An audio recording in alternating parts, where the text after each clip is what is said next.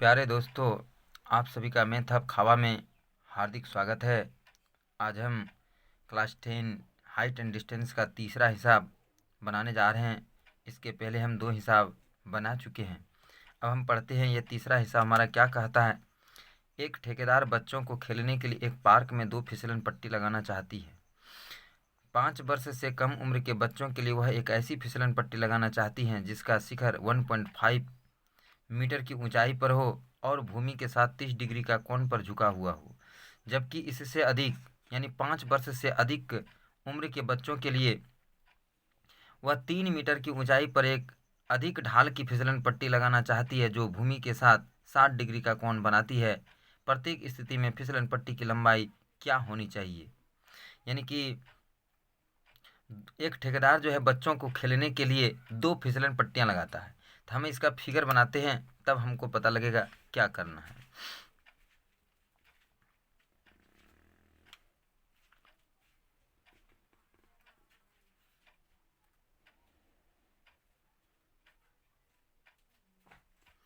इसकी ऊंचाई है 1.5 मीटर।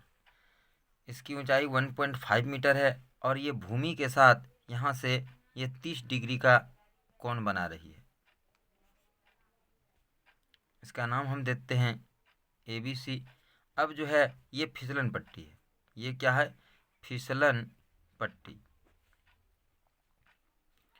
अब दूसरा बनाते हैं जो कि 3 मीटर ऊंचा है।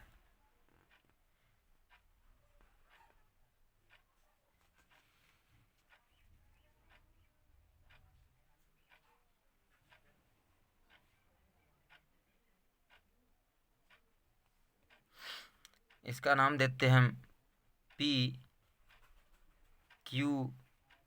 दे देते हैं। और इसमें ये फिसलन पट्टी है, फिसलन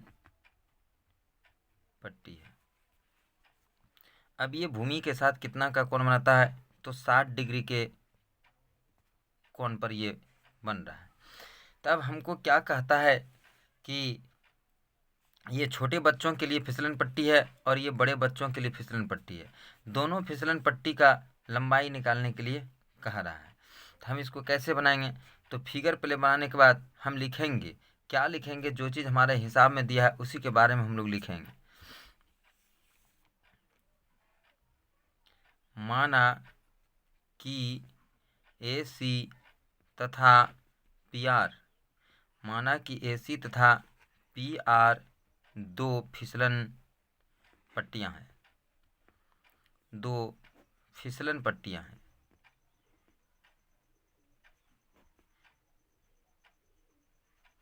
माना कि AC तथा PR ये AC फिसलन पट्टियां हैं और इसमें ये PR फिसलन पट्टियां हैं। तो AC और PR 2 फिसलन पट्टियां हैं जिनकी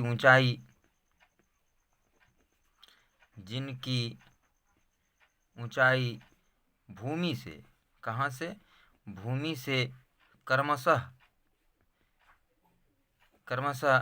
1.5 मीटर एवं 3 मीटर है।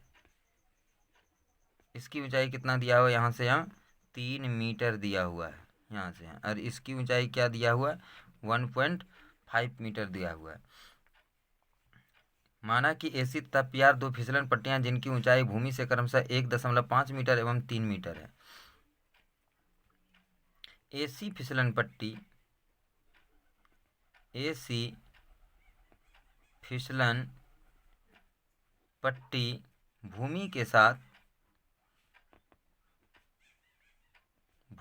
साथ 30 डिग्री का उन्नयन कोण, 30 डिग्री का उन्नयन कोण बनाती है,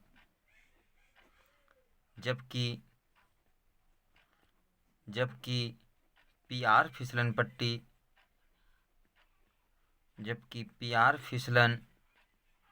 पट्टी भूमि के साथ 60 डिग्री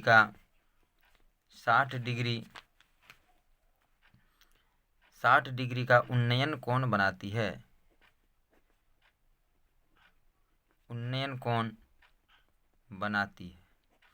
तो हमें तो हमें दोनों फिसलन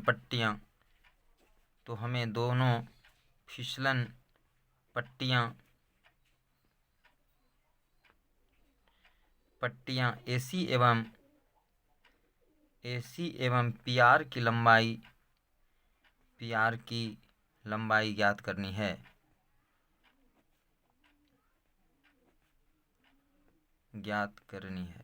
इतना लिखने के बाद यह स्पष्ट हो जाता है कि हमारा क्वेश्चन जो है क्या कह रहा है और हमें क्या निकालना है।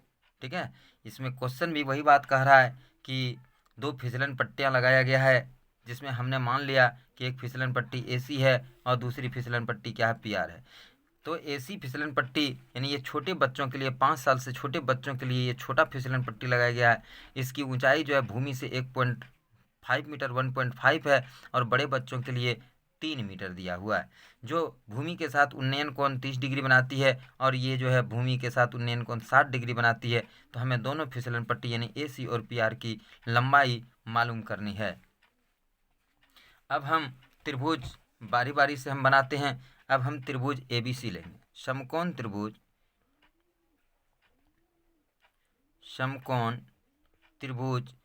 एबीसी में। अब हम आप लोगों को बता चुके हैं कि 90 डिग्री के सामने वाले भुजा को हम लोग क्या कहते हैं, कर्ण कहते हैं। जो जमीन पर पड़ा रहता है इसको हम लोग क्या कहते हैं, आधार कहते हैं। और ये ऊपर जो खूंटा जैसा खड़ा रहता है इसको हम लोग लंब कहते हैं। तो हमारा यहाँ पर P जो है AB हो जाता है, B जो है BC हो जाता है और H हमारा क्या हो जाता है, AC हो जाता है। अब हमको यहाँ पर देखना है कि एक यूनियन कोण यदि सी कोण जो है दिया हुआ है यानी थीटा हमको दिया हुआ है और एक भुजा हमको दिया हुआ है, दूसरी भुजा निकालना है। तो यहाँ पर P भुजा दिया हुआ है और H भुजा हमको निकालना है, यानी लंब दिया हुआ है, कर्ण निकालना है। तो हम इसके लिए त्रिकोणमितीय अनुपात साइन थीटा का यूज करेंगे। साइन थीटा का सूत्र होता है P/H, यानी P दिया हुआ है, H निकालना है, तो साइन थीटा का हम यहाँ पर यूज करेंगे। सबसे मुख्य बात यही होता है, देखना होता है कि कौन सा भुजा दिया हुआ है और कौन सा भुजा निकालना है और उसके लिए किस त्रिकोणमितीय अनुपात का प्रयोग करना है। तो यहाँ पर P दिया हुआ है, H निकालना है, तो साइन थीटा का यूज करेंगे। हम कोसेक का भी यूज कर सकते हैं, लेकिन हमें जो है ज़्यादातर आदत साइन कॉस टेन का वैल्यू याद रहता है और आसानी होती है, इसलिए हम साइन का ही प्रयोग करेंगे। यदि हम कोसेक साइन का उल्टा कोसेक का भी प्रयोग करते हैं तो हमारा आंसर वही आएगा, कोई परेशानी नहीं होगी। तब यहाँ पर हम सब भुजा को अलग अलग लिख लिए कि हमारा P क्या है, B क्या है, H क्या है। अब हम साइन 30 डिग्री यानी साइन 30 डिग्री, थीटा के जगह पर 30 डिग्री है। ठीक है, यहाँ पर बगल में भी हम लिख देते हैं थीटा बराबर कितना डिग्री है, 30 डिग्री। तो साइन 30 डिग्री, साइन थीटा बराबर सूत्र क्या होता है, P/H, यानी P हमारा क्या है, AB और H हमारा क्या है, AC है। अब साइन 30 डिग्री का मान कितना होता है ये देखना हमको। तो साइन 30 डिग्री का मान होता है 1/2 हो गया। AB हमको पता है कितना, 1.5 और बटा क्या हो गया, AC। तब इसको हम क्या करेंगे, वज्र गुणन कर देंगे। अब हम इसको क्या करेंगे, वज्र गुणन करने पर, तो वज्र गुणन जब हम करते हैं तो इस कोण से इस कोण को गुना कर देंगे, यानी 2 गुना 1.5 बराबर क्या हो गया, AC। तो AC बराबर क्या हो गया, AC बराबर 3 मीटर हो गया। यानी पहले जो छोटे बच्चों के लिए जो फिसलन पट्टी लगाई गई थी उसकी लंबाई कितना है, उस फिसलन पट्टी की लंबाई कितना है, 3 मीटर है। अब हम यहाँ अतः करके लिख देंगे, अतः 5 वर्ष से छोटे बच्चे, 5 वर्ष से छोटे बच्चे के फिसलन पट्टी की लंबाई बराबर 3 मीटर, ये हो गया इसका एक फिसलन पट्टी का लंबाई हम निकाल दिए। अब हमें निकालना है दूसरी फिसलन पट्टी की लंबाई। यहाँ पर थोड़ा सा एक बार और आप लोग देख लेंगे, हम यहाँ पर साइन का ही प्रयोग करेंगे। तो साइन का इसलिए प्रयोग करेंगे, हमारे पास P दिया हुआ है और H हमें निकालना है, और साइन 30 डिग्री का मान हमको पता है हाफ बराबर P हमारा दिया हुआ है, यानी AB हमारा दिया हुआ है 1.5/AC। यहाँ पर आप लिख भी सकते हैं AB बराबर 1.5 और थीटा बराबर 30 डिग्री। ठीक है, तो अब 1.5/AC हो गया, इसको वज्रगुणन कर दिए तो AC 1.5 गुना, तो ये 3.0 होता है, 0 कट जाता है, इसलिए AC बराबर कितना मीटर हो गया 3। यानी कि 5 वर्ष से छोटे बच्चे के लिए फिसलन पट्टी की लंबाई कितना हो गया 3 मीटर हो गया। अब हम देखते हैं अगला। अब हम देखते हैं दूसरा समकोण त्रिभुज। हमारा दूसरा समकोण त्रिभुज PQR है। हमारा दूसरा समकोण त्रिभुज क्या है PQR है। PQR, अब हम इस समकोण त्रिभुज में देखते हैं PQR में 90 डिग्री के सामने वाले भुजा को हम लोग कर्ण कहते हैं। ये कर्ण है और कर्ण को हम लोग S से सूचित करते हैं। ये हमारा आधार है और आधार को हम लोग B से सूचित करते हैं, और ये हमारा लंब है, लंब को हम लोग P से सूचित करते हैं। लंब बराबर P हो गया। अब इस त्रिभुज में भी वही है, लंब दिया हुआ है और कर्ण निकालना है, लंब दिया हुआ है कर्ण निकालना है। तब हम लोग देखते हैं कैसे निकलता है हमारा लंब।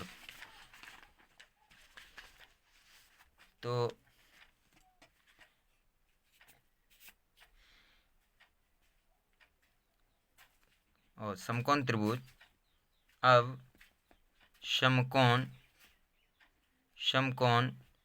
त्रिभुज PQR में, समकोण त्रिभुज PQR में कर्ण PR बराबर, कर्ण को हम लोग S से सूचित करते हैं, लंब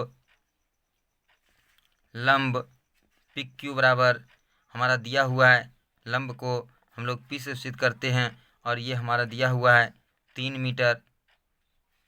मीटर दिया हुआ है। आधार हमारा क्या है,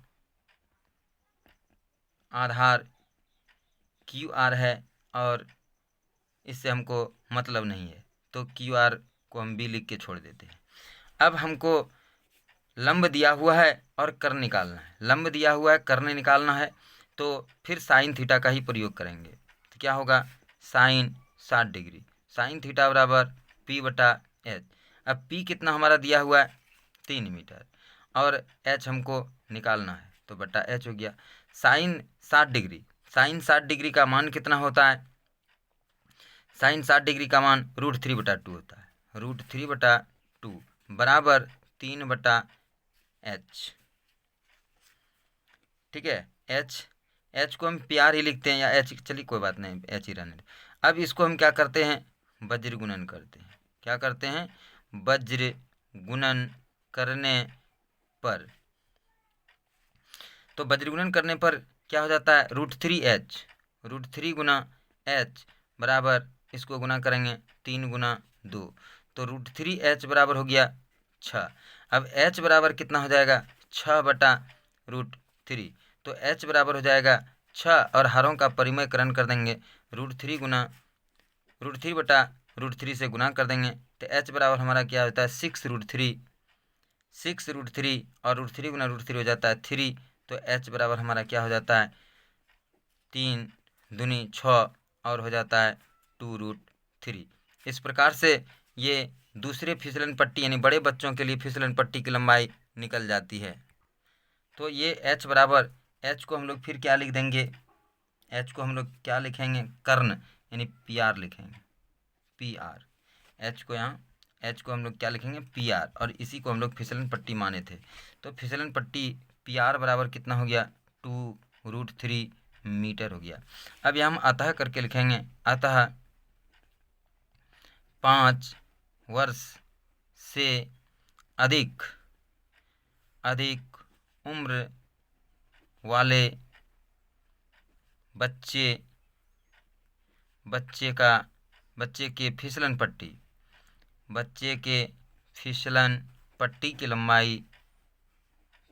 पट्टी की लंबाई बराबर 2√3 मीटर। ये हो गया हमारा आंसर। हमारा दोनों आंसर होगा, यानी कि अतः करके लिख देते हैं, अतः फिसलन पट्टी की लंबाई फिसलन पट्टी की लंबाई बराबर एक आया था 3 मीटर और दूसरा क्या आया 2√3 मीटर, और ये हमारा हो गया आंसर। अब हम लोग देखते हैं 4 नंबर क्वेश्चन। 4 नंबर हमारा क्वेश्चन क्या कहता है कि भूमि के एक बिंदु से जो मीनार के पाद बिंदु से 30 मीटर की दूरी पर है, मीनार के शिखर का उन्नयन कोण 30 डिग्री है, मीनार की ऊंचाई ज्ञात करने कहता है। भूमि के एक बिंदु से जो मीनार के पाद बिंदु से 30 मीटर की दूरी पर है, तो सबसे पहले हम क्या करते हैं, सॉल्यूशन लिखेंगे, सॉल्यूशन, और पहले हम एक मीनार बनाएंगे। तो हमारा मीनार क्या हो जाएगा, मीनार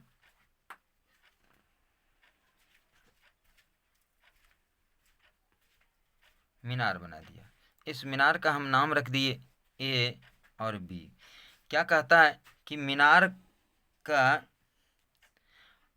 भूमि के एक बिंदु से जो मीनार के पाद बिंदु से 30 मीटर की दूरी पर है, भूमि का एक बिंदु मान लेते हैं सी है, ये मीनार के पाद बिंदु से कितनी मीटर की दूरी पर है, तो 30 मीटर की दूरी पर है।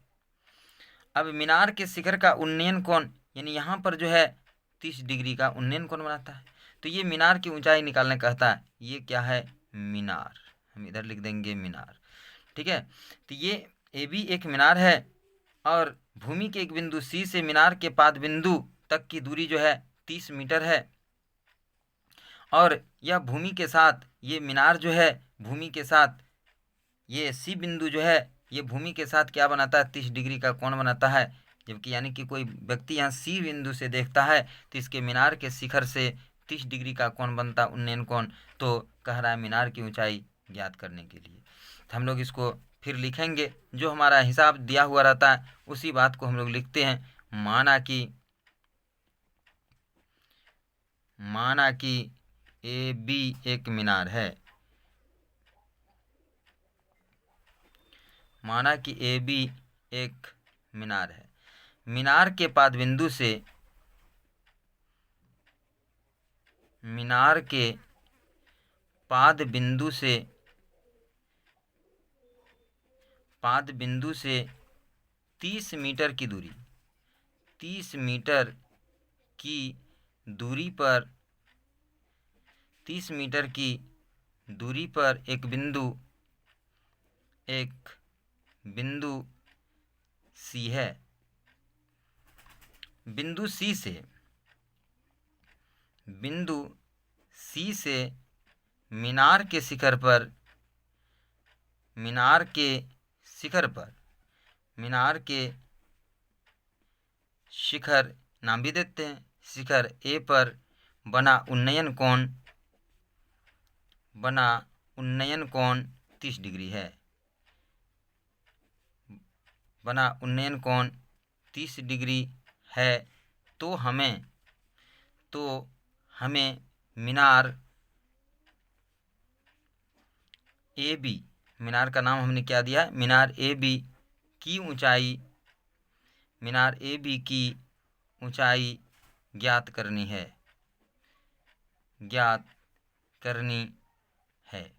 फिर से एक बार इसको समझ लेते हैं कि मान लिया कि ए बी एक मीनार है, हमने मीनार माना है, मीनार के पाद बिंदु से, ये मीनार का बी जो है पाद बिंदु है, मीनार के पाद बिंदु से 30 मीटर की दूरी पर एक बिंदु सी है, 30 मीटर, यहाँ से यहाँ का डिस्टेंस जो है 30 मीटर है। बिंदु सी से मीनार के शिखर ए पर, यानी कि बिंदु सी से जब मीनार के शिखर को देखा जाता है, यानी हम पहले बता चुके हैं कि जब वस्तु ऊपर हो और दर्शक नीचे हो, यहाँ दर्शक जो है सी पर है और वस्तु का शीर्ष यानी कि मीनार का शीर्ष को देखता है, तो यहाँ से यहाँ जो है नीचे देखने वाला दर्शक नीचे है और देखे जाने वाली चीज़ जो है यानी वस्तु ऊपर है। तो यहाँ पर उन्नयन कोण बन रहा है कितने डिग्री का, 30 डिग्री का उन्नयन कोण बन रहा है। तो ये हमें मीनार की ऊंचाई निकालना है कि मीनार कितना ऊंचा है। अब हम चलते हैं इस त्रिभुज से, समकोण त्रिभुज से। ये कौन सा त्रिभुज बना, समकोण त्रिभुज। मीनार जब भी खड़ा रहता है तो वो 90 डिग्री के एंगल पर खड़ा रहता है, इसलिए हम बार बार यहाँ पर 90 डिग्री का ही कोण बनाते हैं। मीनार, खूंटा, ये सब ऊर्ध्वाधर खड़ा रहता है यानी 90 डिग्री पर।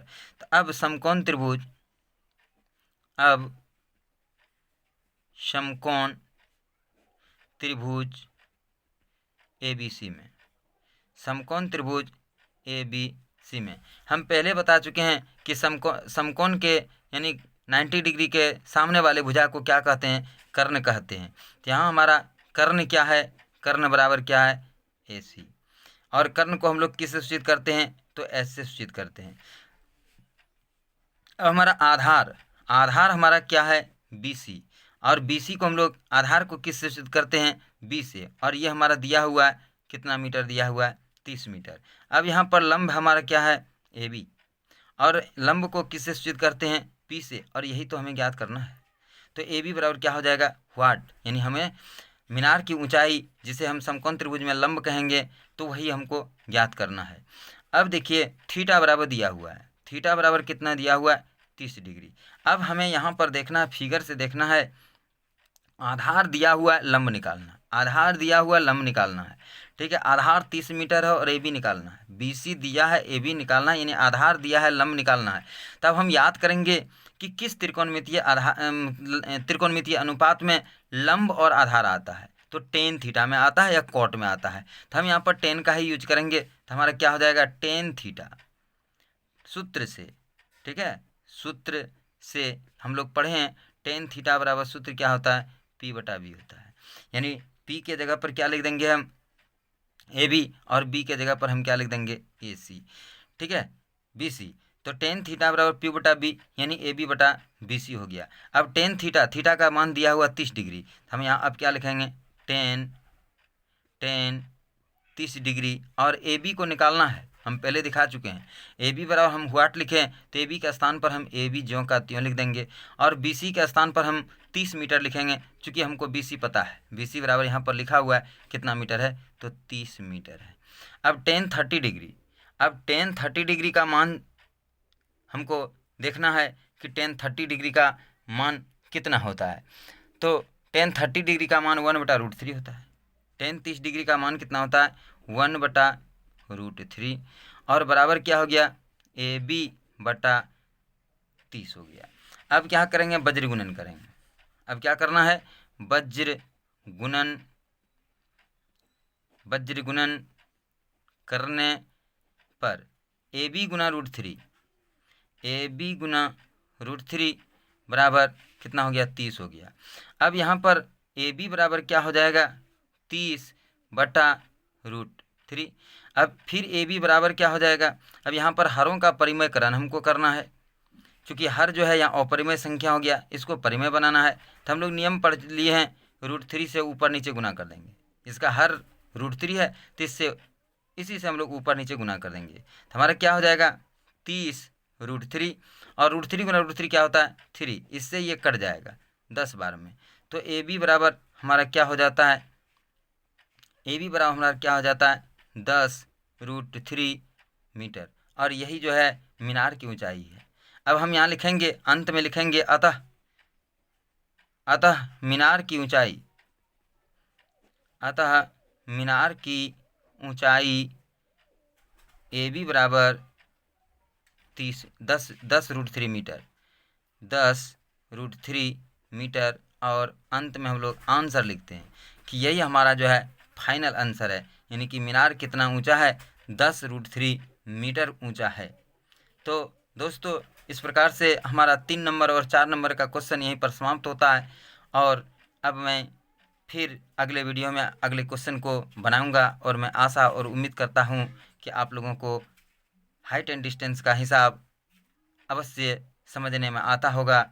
और आप लोग कमेंट करके हमको बतावें यह कैसा लगा, वीडियो कैसा लगा, या कहीं समझने में परेशानी होती है तो कमेंट करें, मैं उसे फिर से क्लियर करूंगा अगले वीडियो में, इससे भी अच्छा समझाने का प्रयास करेंगे। जय हिंद, जय भारत।